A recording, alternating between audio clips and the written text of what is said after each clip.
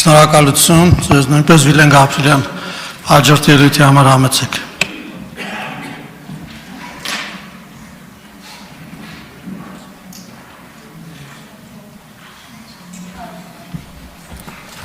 Շնորհակալություն,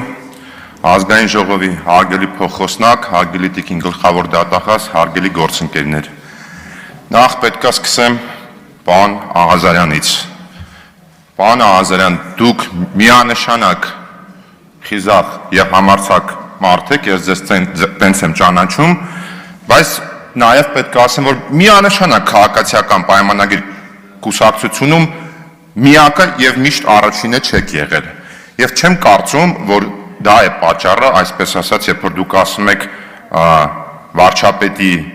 իմ հանդեպ որոշակի վերաբերմունքի փոփոխություն եմ տեսել, երբ որ դուք ներքին քննարկումներում ինչ-որ բաներին դեմ եք արտահայտվել։ Բայց ես ձեզ կհուշեմ, ըստ իս գուցե եւ այդպես էլ եղել է, որ ինչ-որ վերաբերմունքի սառեցում եք տեսել, իսկ կարող է դա սկսել է օրինակ 2023 թվականի օգոստոսի 8-ից սկսած, երբ որ ինչ-որ մի պաշտոնյա Հայաստանի Հանրապետությունում, որը իրագործել է իր պաշտոնական գործառույթները, ենթադրենք ինչ-որ մարդուն զեկուցել է, որ Աղազարյան Հովիկը ոնց որ կաշառք է վերցրել։ Ես ձեզ հուշում եմ, մտածեք, ինձ թվում է ավելի շատ այդ խնդիրն է։ Եվ ես սա չեմ ասում նրա համար, որ դրա հիման վրա վարչապետ Նիկոլ Փաշինյանը եզրակացությունը ճիշտ արել թե սխալ արել։ Այստեղ խնդիրը իրականում այնտեղ է, որ մենք մեր երկրում ցավոք սրտի մինչ օրս ունենք բազմաթիվ իրենց պաշտոնական լիազորություններ իրագործող մարդիկ, որոնք որ իրենց պաշտոնական լիազորությունները ցավոք սրտի իրագործում են ոչ թե հանուն նրա, որպեսզի պահեն օրենքը եւ օրինականությունը, այլ որպես իրենց վերադասների մոտ ցուցաբերեն, թե իրենք ինչ լավ աշխատող են, պրոֆեսիոնալ, հայերեն ասել պրոֆեսիոնալը ճակերտավոր։ Դուք ձեր ելույթում նաեւ մի ըստ իս մեծ սխալ եք արել, այդ թվում նաեւ հարց ու պատասխանի ժամանակ, երբ որ դուք ասում եք իմ նախկին գործընկերներից, այս գործը որ կա, եւ իդեպ դրանով փաստացի, ձեզ ասեմ, խաղում եք ձեզ մեղադրողի, այսպես ասած, խաղը։ Երբ որ ասում եք, ստեղ ձեր մեջ 2-3 հոգի իրավաբան կա, մնացածը տենց բան, այդ շատ սխալ բան է։ Ուրեմն ես իմ անունից եմ ասում եւ իմ ընկերներից եմ ասում եւ այդ թվում նաեւ իրավապահ համակարգի մեր գործընկերներին եմ ասում, որտեղ մի քանի անգամ մենք քննարկումների ժամանակ այդ բանը լսել ենք, որ ստեղ այնուամենայնիվ իրավական լեզու է, բայց սա քաղաքական մարմին է։ Ես շատ լավ հասկանում եմ իրավագիտությունից, շատ լավ հասկանում եմ իրավունքից, շատ լավ հասկանում եմ փիլիսոփայությունից, հոգեբանությունից, այդ թվում նաեւ մարդկային հարաբերություններից եւ նաեւ քաղաքականությունից։ Ատեղ մի քիչ թույլ եմ, ինչ մեղքս թաքցնեմ։ Կյանքը այդպես է դասավորվել։ Եվ ինձ համար միջև դա եղել է աշխատանքային քննարկումներում, բայց ընդունելի չի այս պահից սկսած, երբ որ իրավապահ համակարգի մեր գործընկերները մեզ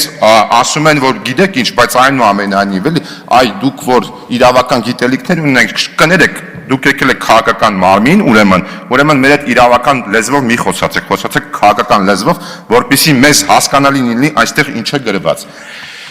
Հիմա տիկին գլխավոր դատախազ, ես ձեզ երկու հարց ունեմ, մեկը կտամ հիմա, մեկը ելույթիս վերջում։ Առաջի հարցս հետևյալն է։ Դուք երրորդ անգամ եք գալի նմանատիպ միջնորդությամբ։ Մինչ դա դուք եկել եք մեր գործընկերներ Սեյրան Օհանյան, Արմեն Չարչյան, եթե չեմ սխալվում, Արմեն Գևորգյան եւ այդ թվում կարող սխալվում եմ, խնդիրը այդ չի։ Երրորդ անգամն է, թե երկրորդ անգամ, կապ չունի, լավ։ Ինձ հետաքրքիր է, այդ միջնորդությունները, որոնք որ ազգային ժողովը բավարարել է, գնացել են որտեղ, ինչ վիճակում են, ինչ է տեղի ունենում այդ գործերի հետ, արդյոք մենք ունենք ավարտ, թե չունենք ավարտ, ինչ որ արդեն, այսպես ասած, դատական վիճիր։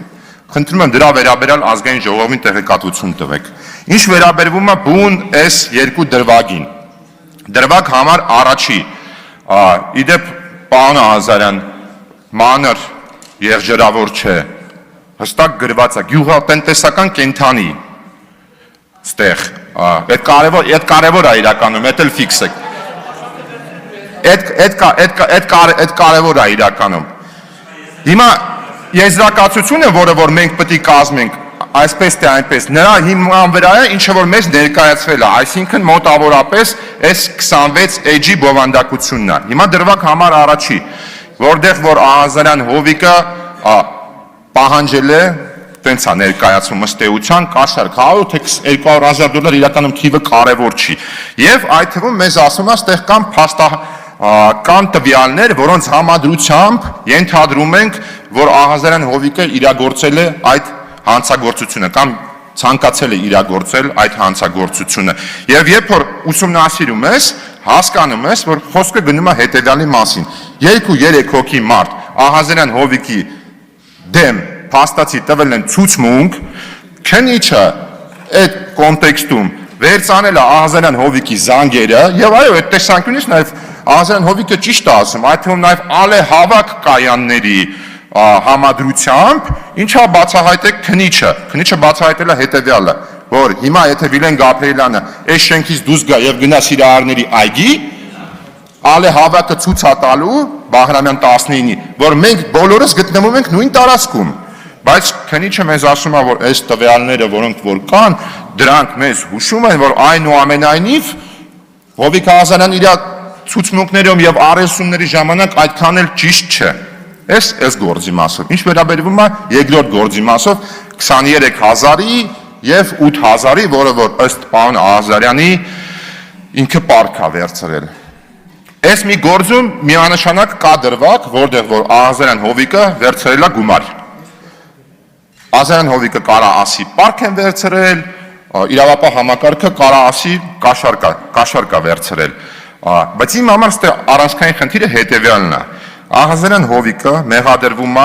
438-ի երրորդ մասի երկրորդ կետով եւ 439-ի եթե չեմ սխալվում, էլի երրորդ մասի 4-րդ կետով։ Դրանք բոլորը ըստ այսպես ասած իրավական լեզվով ասած ծանրացնող հանգամանքներով են։ Եվ այս բանը շատ կարևոր է նաև այն տեսանկյունից, երբ որ մեզ երեք Տիկին գլխավոր դատախազը իդեպ հարգելի գործընկերներ հուշում էր, երբ որ գործընկերները հարց էին տալի, ասում էին, իսկ ինչու՞մ է այս մանդատի լիազորությունը, որ ինքը կարա ազդեցություն գործի։ Տիկին գլխավոր դատախազը բոլորիս ասում էր դուք ոնց որ լավ չեք հասկանում ձեր մանդատի զորությունը, շատ ավելի զորեղ է ձեր մանդատը։ Եվ այո, ես Տիկին գլխավոր դատախազի հետ համաձայն եմ, մեր մանդատը շատ ավելի զորեղ է եւ հենց դրանից ելնելով այն ինչ որ մեզ ներկայացվում է,